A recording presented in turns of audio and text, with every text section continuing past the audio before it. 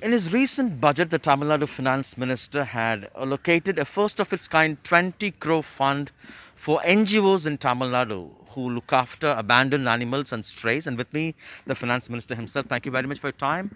How important is this? I think, we pride ourselves that we are a humane society, that the nature of our compassion should keep expanding as we get better informed and as our economic situation improves. So, starting with social justice to break through the caste hierarchies, then through differently able people, then through, gender uh, differences, through sexual orientation, the courts have now said is not discriminable. So, the mark of an advanced, compassionate society is to be kind towards everybody. And in this case, I think we have reached almost middle income status in Tamil Nadu. And so, partly because of our ancestral culture, partly because of our economic situation, we felt the time was now to expand who all we care for. And so, this was a step. You yourself have rescued, adopted, in fact, two rescue dogs. Were they your inspiration for this? Yeah, I'm not sure it's one man's policy, but obviously the fact that I have two rescues in Chennai and two in Madurai, actually I have four of them, made me happy. But at some level, all the decisions are the chief minister's. We all give inputs and the final approval is from him. So I think it marks more the chief minister's expansive view. Of course, as a dog lover and as a rescuer of four dogs myself, I'm very happy about it. Right. Since we are meeting you first time after the recent budget now, the 1,000 rupee poll promise for women heads of families, you have said it will be implemented once the financial situation improves in Tamil Nadu.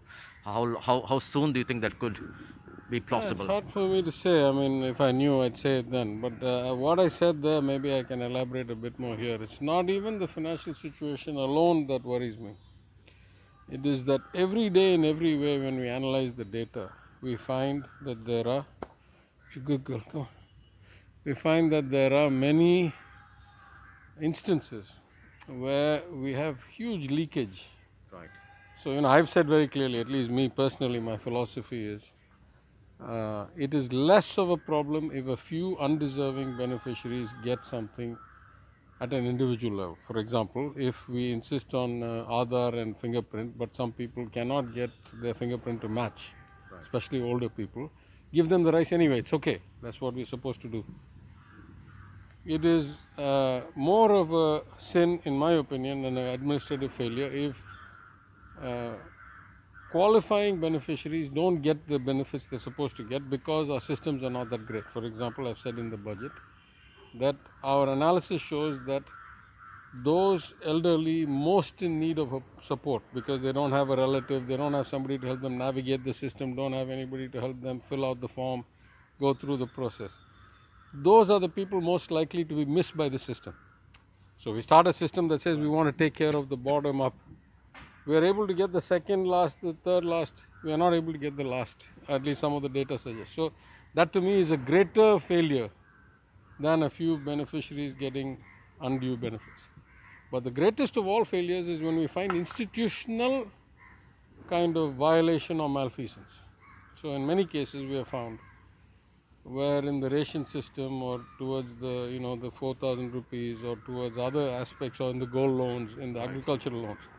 So many examples, right? Agricultural loans where the Adangal is referencing some land inside a government arts college. They've taken and gotten waiver. Over tens of thousands of so-called gold jewelry pledged. Turned out the covers were empty. So that kind of scale malfeasance, often with insider help, that leads to the loss of hundreds or thousands of crores of rupees. That I think is the biggest, worst failure of all. So our job is to prevent that from happening. And I don't want to go too far into detail, but I can say that we are only part of the way there. We're trying to create infrastructure that should have been built 10, 20 years ago. Right. And it hasn't, so we're trying to build. So as quickly as we can get, again, the chief minister makes all final decisions. But me personally, my recommendation would be I want my conscience to be clean. I don't want to do a system that will allow for institutional loss of thousands of crores. I think that's where the bottleneck is. Are you also trying to, in this process, reduce the total number of beneficiaries drastically? No, I have no. I mean, listen. I think you're coming at this from completely the wrong way. We don't start with the number in our head of beneficiaries. We start with the intention. We are a compassionate society. We want inclusive growth. We want a social security system where nobody is left out. Our job is to get these benefits to the people that need them. I have zero predetermined numbers in my head. I have what I would consider reasonable guideposts or boundaries that I know. I know there are X crore cards. I know there are X crore human beings. I know that if I was to break those into families, there are Y crore families. I know what the per capita income is. It's 2x India or slightly more. I know what the cutoff for not having enough to eat is. So I am trying to figure out where is that subset of people who the government needs to help. If that number turns out to be X or 2x or half X, it's not my problem. I don't have any predetermined notion in my head. So it's not like we say, we have this much money, let's find this many people. No, we say, let's find all those who are in need, who this program will greatly help the quality of their lives, which will make us sleep better that we have a compassionate, humane, inclusive society, and let's get the funds or the resources or the support to them. Why I asked you is that the opposition makes it appear that you made a poll promise which is very difficult to fulfill. Yeah, listen, I refer back to the Chief Minister's statement. He read out in the assembly how many hundreds of poll promises from something as simple as, we will give a cell phone, Right.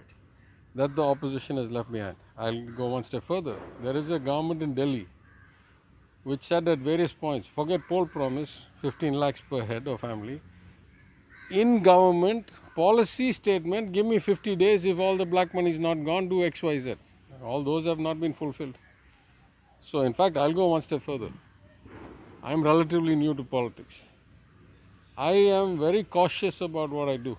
When I ran for election in 2016, I didn't give a single poll promise, not one, zero. Of course, the party's poll promise applied to me, but I never even reiterated that in my campaign. I said, vote for me if you think I'll do a good job. In 21, I gave only 3 poll promises. I said, I will fix the water system, I will fix the sewage system, and I will ensure the Tirupani is done to that Madurai temple. I am confident I'll deliver those. So that's the level at which I take. If I go the other way, I would say in the history of Tamilnadu, there has never been a chief minister as diligent about delivering poll promises as current chief minister, my leader. So he is the one who's hounding us every day, when. Lastly, recently you made a statement that Tamil Nadu is not a poor state. You also cited people owning refrigerators, living in own houses. Are you in a sense trying to undermine the poor people living in a bit to give a kind of a glorious picture of the state when the truth is not? No. I mean, it's a very important question, but you have exactly the wrong interpretation, right? What I'm trying to say is, if I'm a poor state where 80% of the people don't have enough to eat, my highest priority should be getting food to everybody. And if I can't do much more than that because that will take massive resources, that's adequate for me as a performance. If I am Bihar where the per capita income is 50,000 rupees or 60,000 rupees and the high school graduation rate is less than 25 or 30%, I have a different focus. If I am Gujarat where there's only one doctor for every 1,000 people, I should have a different goal. What I'm trying to say is that our policies must be based on data. That is the profound point that none of the journalists seem to pick up on. Certainly the nitwits in the opposition party didn't seem to understand that. It is data, it is understanding of society that should drive policy. It is the exact opposite of what the union government says. They say suppress all the data because it's showing us in a bad light. I say I want more and more and more and more. And when I get it, it is sometimes shocking to me. Mm-hmm. Right? I mean, you start with the fact that the per capita income in Tamil Nadu is almost 3 lakh rupees. And that you have almost 52% gross enrollment ratio. Now, the first question is that mathematically a poor state. It is not. It is a middle income state. How many poor states can 52% of 17 to 21-year-olds afford to go to college without getting paid, without going for manual work? What was surprising to me in the last 10 months since coming to office is that I have access now to much more granular data from the University of Michigan surveys, from the MIDS surveys, from the JPAL surveys, and that data paints a picture that is much more consonant, logical, expected to match 3 lakh per capita income and 52% gross enrollment ratio. So I am just making that point, that in a society where the data says with a 2.6 lakh household sample, the data says 75% own their own houses, 90% have mobile phones, 60% plus have two-wheelers, and 50% roughly have refrigerators. Surely this is a different society than a Bihar or a UP. In fact, it's even a different society than a Gujarat, where the Yetra Talve, where the Gini coefficient is much higher, where the disparity in wealth is much higher. That does not mean that we should not take care of the poor. In fact, I'll go the reverse. It means it's doubly my responsibility to catch those few people who are left out and protect them. Otherwise, I have unequal growth. Otherwise, I'm not fulfilling social justice as my goal. Right. Otherwise, I'm not inclusive. So the richer I am, the more I'm duty bound to protect the weak. It's not the other way, right? It's stupidity to say that because you're rich, you don't take care of the weak. Because you're rich, you can afford to take care of the weak. It is your moral obligation to take care of the weak. Lastly, this $1 trillion economy the Chief Minister has been having it as his vision. Do you think that's plausible in the 5 years? No, it was not 5 years, it was 10 years. And I've done the math and I've explained it multiple times. Compared to where we were, we needed to hit between 13 and 14% CAGR, compound annual growth rate. The good news is the first year we've hit 14.5. The better news is that the next 2 years, between the formulaic projections as stated by the 15th Finance Commission and the CSO data, we are projecting to hit 14% a year for the next 2 years. And that's probably an underestimate. Now that's very important, because if you have a model that requires X compounded for 10 years, it's very important you hit that X the first few years. If later, the 5th year and the 6th year, you go X minus 2, X minus 3, you can make it up in 1 or 2 years. But if you have 2-3 years of X minus 3 or X minus 4, the remaining years will require to have X plus 8. It's just math.